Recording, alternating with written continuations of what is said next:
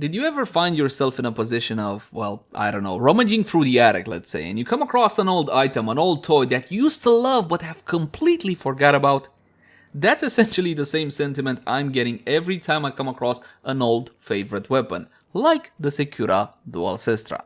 The selection in Warframe is pretty large, so it's easy to forget about old weapons. The Secura Dual Cestra, however, is still no slouch, and today we're going to be diving deeper into it. Hey guys, welcome back. As always, my name is Leyzar, and I got a couple of builds lined up. Something cheap, something affordable, something that most tenors should be able to build. But of course, we also have the quote-unquote endgame set up with a Riven and everything. That said though, please keep in mind that my builds and guides usually take a new player-friendly approach. I like to take my time and explain whatever I feel is necessary for new players, because there's a lot of info here and I want anybody watching to understand how the weapon functions, why does it function this way, and why do we build it the way that we do. So in case you're a vet, and you already know most of this stuff, please, bear with me. And with that out of the way, let's jump into the Secura Dual Cestra.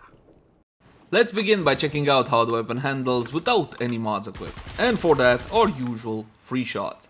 The Secura Dual Cestra is a standard automatic secondary weapon which fires these projectiles, these energy balls, these plasma bullets, whatever you guys want to call them. Now, in fact, they're very reminiscent of the Dera Vandal or the Supra Vandal. And it's a good thing too, because basically the weapon kind of functions like that.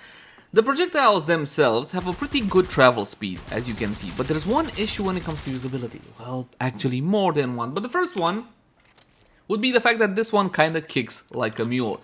Take a look at the recoil on this puppy. It does climb up a little bit, so it has one of those climbing recoil, and the weapon feels like it has a very short spool up to it. Now, at full fire rate, after about a second and a half, the weapon fully stabilizes, as you can see. So no issue whatsoever. It does still kind of jiggle a little bit, but nothing you can't handle. The reload is a tad on the lengthy side as well, but the magazine size is 120, which is absolutely delicious. Ammo issues are abound with this one, however, especially if you don't want to use any pads or carrier or anything of the sort. This, however, my friends, has one big advantage to it. This is a Syndicate weapon, and it does have a Syndicate proc. Take a look at the lower right hand side of the screen where you see my ammo and all whatnot. You have the symbol for the Perrin Sequence. Now, when you get about 2000 affinity, something of the sort, all enemies within 25 meters of the player will receive 1000 radiation damage and a guaranteed radiation status effect. Also, the player restores 25% of their maximum shields. Base shields increase by 50% for 30 seconds. You see why I'm using Hildryn now with these? They really pair up quite nicely. Now let's have a look at stats and all whatnot. I can't show you the Syndicate proc in the simulacrum because there is no affinity gain. Yes, mod capacity 60 out of 60, and if your Secura Dual Cestra has only 30 out of 30, jump into actions, plug in the Auto King Catalyst, doubling your mod capacity. You can pay 20 plat to have one installed, you can grind one from Nightwave, and you can get a blueprint from the daily sortie as well for this one. Accuracy is gonna be 20. It's not so good. Honestly, it's really not all that good. Let's highlight Magnum Force with this one with a little bit of Multishot, Battle Diffusion, Lethal Torrent as well. Making of it. Yes. Let's showcase this one really quickly. It's basically a Hailstorm right now, and I don't mean the band. Actually, they're not that bad. But yeah, basically, I wouldn't recommend you use something like this unless of course you guys, I don't know, want to just spray the screen and use it as a shotgun. That's totally up to you. Moving on, the critical chance and critical damage on the weapon, unfortunately, are a little bit on the lackluster side. 16% base with an only 1.6x critical multiplier. That is so low, and that's a problem when it comes to secondary weapons because we have Prime mods, Prime Pistol Gugu and Prime Pistol Gaga. That's an issue. That's an issue. And you might say, oh, so full status build, right? Well, not really. It's still not worth it because there's only so much status you can put on until you get some form of diminishing returns. Now, it's true, this isn't as bad as it once was because you couldn't go over the 100% status. Now, you can go over 100% status, and essentially a single projectile can apply multiple status effects, but essentially it's still worth building hybrid if you were to run the math and all whatnot. Fire rate 12.5, again solid. Magazine of 120, multi-shot of white noise alarming. Reload of 3.5 seconds. This is another issue when it comes to usability. The reload is definitely on the lengthy side. Here's a plus though, Riven disposition 4 out of 5, my friends, because this weapon, simply put, is not all that popular. I mean, there's a lot of powerful secondary weapons in Warframe, and I'm not saying that the Secura Dual Cestra is not a powerful weapon, I'm just saying there's a lot of them. So there you go. Status chance is solid, 28% trigger auto, and the damage impact, yay! Yay! But you got puncture, most of it is puncture, so actually it's not all that bad. If this was puncture instead of impact, and slash instead of puncture, we had something on our hands. But we don't, so excellent slot. Is it worth unlocking? 100%. 100%. So basically, you have a lot of options when it comes to this. First off, lethal momentum. Projectile speed. Let's say you have trouble leading your targets and all whatnot. This can fix your issues. You don't like the recoil? Steady hands. This can fix your issues. What about targeting subsystems though? I see a lot of comments. Hey, it's okay to use Magnum Force if you use targeting subsystems. That's wrong! Alright? That doesn't work that way. Goddamn. Oh, and pistol ammo mutation, of course. If you want to worry less about the ammo, you don't want carrier, you don't want pads, you can go with pistol ammo mutation. But back to my issue. Well, our issue. Everybody's issue. Magnum Force with multi-shot. You think this changes a whole lot? It doesn't. It doesn't because of the equation, because of how freaking accuracy works in Warframe. And on certain weapons, yes, it does. It does work. But on others, not so much. So we got targeting subsystems. We're gonna hit this guy. Okay, you see the buff? I have the buff. Yes, and we're going to the same test. It still sprays the screen mostly. Your bullets are landing off the crosshairs, as you can plainly see. So while targeting subsystems does a little, it definitely doesn't do a lot in the case of the Secura Dual Cestra. Now, let's have a look at a standard build, shall we? And you got Hornet Strike for damage, multi-shot with barrel diffusion as well as lethal torrent, critical chance, critical damage combo between target cracker, pistol gambit, 260-60 mods, forming corrosive, not viral. What is this treachery? No meta?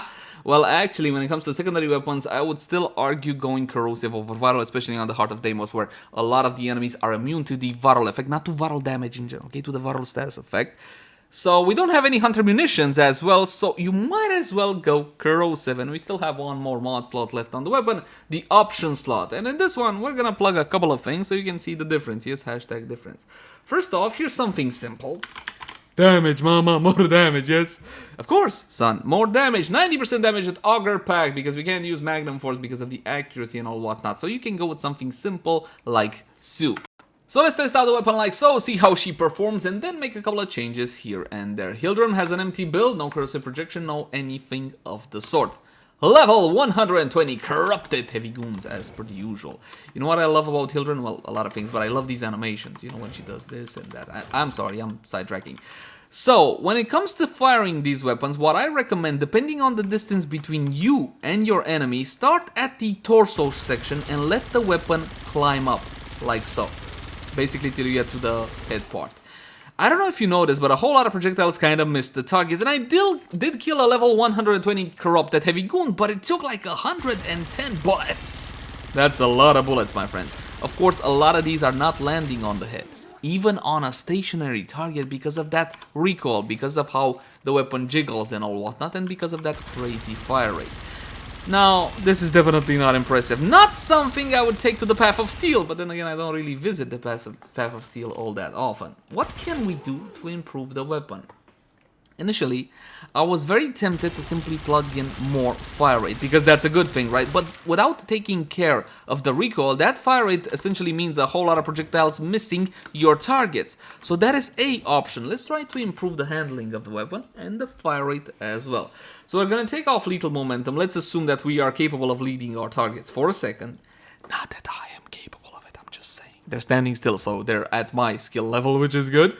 Alright, and some more fire rate. How much fire rate? Now, this is your favorite, probably. Hold on. Anemic agility, right? Fantastic corrupted mod. 90% fire rate takes away 15% of the damage from Hornets. Actually, this is amazing. 31.25 fire rate. My favorite is still Gunslinger when it comes to secondary weapons. It's only 18% difference at the cost of 15% damage. It's not the same proposition as in the case of primary weapons. I would recommend you go with Gunslinger over Animatic Agility, but because I know you guys love this one, we'll showcase this one. pandering to the crowd and all whatnot. That's what they said. That's what they said. Alright, so the recoil isn't that bad anymore. More control, but my little balls aren't doing as much damage as before. It's firing faster, it's basically a hose, but it doesn't really help me all that much. Does it now? Does it now, my friends? So what's the solution? Well, I would argue for another 60-60 mod, especially in a case such as this. Take off anemic agility, go with heat. Heat right now in Warframe, the most powerful single element we got is 60-60, so it works 2D weapon strike, which is that status chance, and we're gonna go like so. You might think, take off critical chance and critical damage, more status. You're gonna make a freaking salad out of the secondary. It is not really gonna perform all that well, but you can do so if you so desire. Don't let me stop you. Yeah, there we go. That is better. I killed off a target in about, what was it, 70 bullets, something of the sort. So this is clearly the way to go. And that was 46 bullets on the target. I can control it better because of the recoil. Not as many projectiles are flying right by my target. It's not as exciting, perhaps, but it's definitely more usable and powerful like this. So this is basically what I would recommend to you guys. Free of the 60-60 mod. The XL slot, as before, is entirely up to you. You can go projectile flight speed, you can fix the ammo with ammo mutation, or perhaps, I don't know, you can use steady hands if you don't like the recoil. Again, the choice is yours. One thing that I do want to showcase, a lot of you guys have prime mods. Normally I don't really show prime mods in the first build because, well, not everybody has them. Not everybody has them, right? But in this case, we're going to show prime mods without a Riven because even less people have a Riven, and then prime mods plus Riven because that was your request, I believe. So, first off, prime target cracker and prime pistol gamba. 45% crit chance instead of 35 with a 3.4x critical multi instead of 2.6. And that will make a difference. A lot of players have prime mods because you get them from battle, but not a whole lot of players have Rivens. Yeah, better. It feels better in the hand, right? You can take a look at how much it's jumping away. Did it make a huge difference on the weapon? No, but it's significant enough. So this is the kind of performance you can expect out of the weapon without a Riven. Again, it's a difficult weapon to handle mostly. There's that recoil, it is projectile based and all whatnot. But if you guys enjoy the experience of the Supra Vandal or the Dera Vandal, that kind of a weapon, then this is the secondary for you. Guaranteed. One more thing, my friends, Riven mods. We do have that Riven disposition of 4 out of 5, which means Rivens will be extremely powerful and definitely worth getting for this weapon. People like dissolve Secura Dual Cestra Rivens. I mean, why even keep them and all whatnot?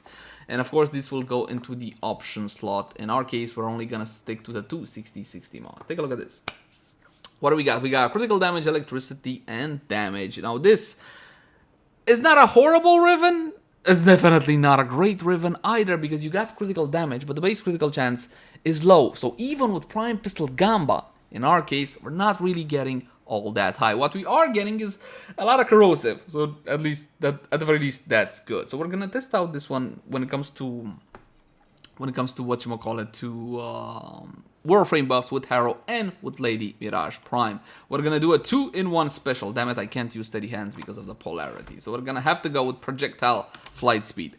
Now quickly, let's see the performance with a Riven, and then we're gonna go with Warframe buffs. Yeah, definitely. Abso-freaking-tootly. Look at that. Riven mods do make a difference, what do you know?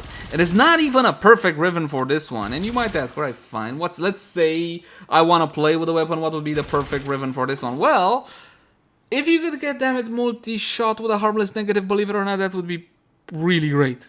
And of course, if you get critical chance, critical damage, multi-shot, harmless negative, you know that's gonna be extremely quote-unquote sellable. Because even if the weapon doesn't draw, like, wow, that was really quick. Even if the weapon doesn't draw the best performance out of those stats, it simply looks good on paper and people are attracted to it because pretty numbers on the screen and all whatnot. And at the end of the day, you know what? It's a game. We're supposed to have fun, so screw efficiency and just go for whatever you like. Warframe buffs, yes, yes, mama, yes. First off, Harrow! Harrow, Harrow, Harrow. Now, if we use Lord Harrow, Let's take a look at the buffs quickly. Corrosive Projection, yes. Arcane Avenger, 30% extra critical chance, and Arcane Precision. This one is the power up for secondary, 300% damage to pistols for 18 seconds.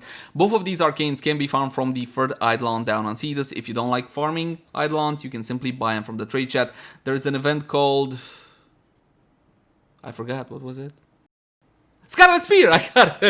I got it. Scarlet Spear that allows you to farm arcanes a whole lot more easier than farming Eidolons. Not that farming Eidolons is super difficult now. Anyway, if you're gonna be using Harrow, Prime Pistol Gambit kind of becomes pointless, in my humblest of opinions. So, what we can do instead of that is amp up with another 60-60 mod. And we can go back to our heat plan that we had initially. But of course, we gotta move it like so.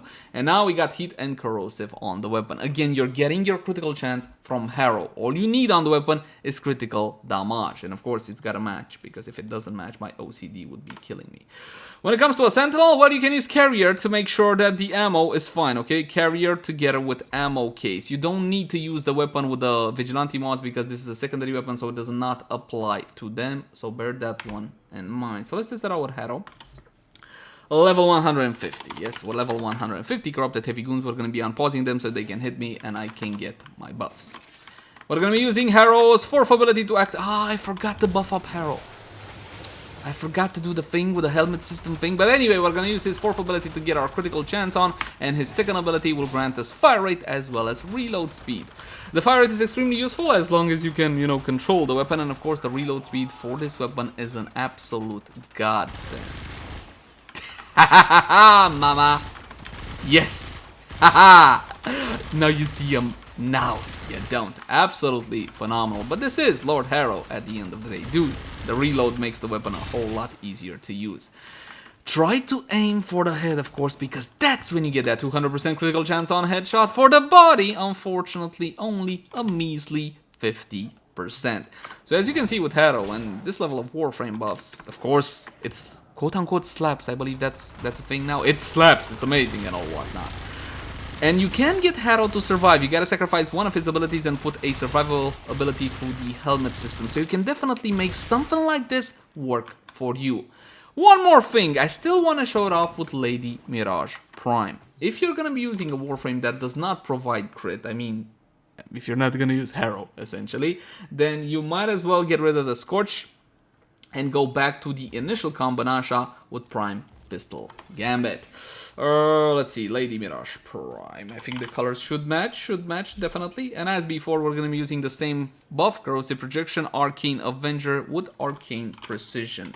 Rage isn't gonna do much of anything for us. I'm not gonna explain it, I already explained to you guys again. If you have questions on Arcanes and how they work, link in the cards right now. One more time, the Corrupted Heavy Goons, level 150. We're gonna use Empower for Mirage, like so, and then we're gonna activate her free ability for a massive, absolutely massive damage increase. Empower again, plus the clone, so they deal extra damage as well. There's no crits, but as you can see, Mirage absolutely annihilates all opposition as per the usual. The problem with Mirage is the whole stay in the light, stay in the dark thing. That's a little bit something that Still D hasn't really cared about for the last couple of years. So that's a bit of an issue. She can survive better than before though, thanks to shield gating, so there is that to take into account. As always, my name is Lazar. Thank you guys so much for watching. Like, favorite, share, and subscribe if you enjoy the content. If you got any sorts of feedback for me, by all means, I would love to read it in the comment section down below. You can also find me on Twitch, Facebook, Twitter, all the usual places. Hey, and if you love the content, consider supporting us via Patreon. Until next time, my friends, bye-bye.